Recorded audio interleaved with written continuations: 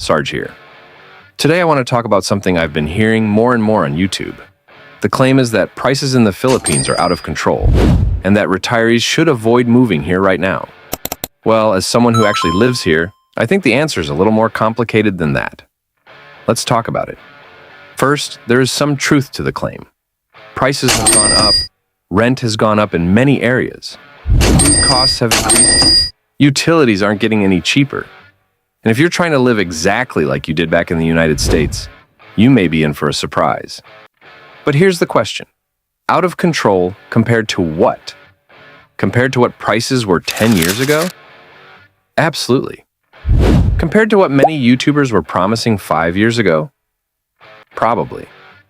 But compared to living in most places in America today? Not even close. Let's look at some examples. If you insist on living in a luxury condo in Makati, BGC, or a premium waterfront development, you're going to pay premium prices. If you eat imported foods every day, shop at Western supermarkets, and run your air conditioning 24 hours a day, your costs will be much higher than you expected. But that's not really a Philippines problem. That's a lifestyle choice. One thing I've noticed is that many retirees come here expecting to duplicate their American lifestyle for half the price. That's where some people get into trouble. The retirees who seem happiest are usually the ones who adapt. They enjoy local restaurants.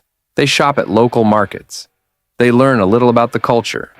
And they understand that they moved to the Philippines, not a tropical version of Phoenix, Dallas, or Los Angeles.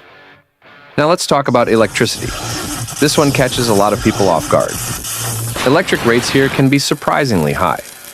Run multiple air conditioners around the clock and your electric bill can climb quickly. That's why I always tell people to do the math before they sign a lease. The same goes for housing. Never rent a place based only on photos. Check the neighborhood, check for flooding, check noise levels, check the internet, check the water pressure. The cheapest place isn't always the best deal. Healthcare is another area where costs are rising. But even with those increases, many retirees still find healthcare here significantly less expensive than what they were paying in the United States. For veterans, programs like VA Manila, the Foreign Medical Program, and TRICARE Overseas can make a tremendous difference. The bottom line? Yes, prices have gone up. Yes, some areas have become noticeably more expensive. But the idea that the Philippines has suddenly become unaffordable for retirees is simply not what I've experienced. The real issue isn't inflation. The real issue is expectations. People who come here expecting fantasy often leave disappointed. People who come here prepared, informed, and flexible usually do just fine.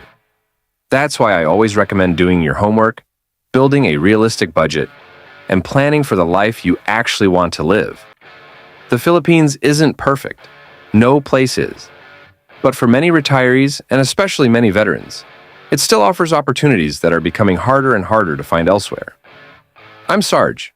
Thanks for watching, and I'll see you in the next video.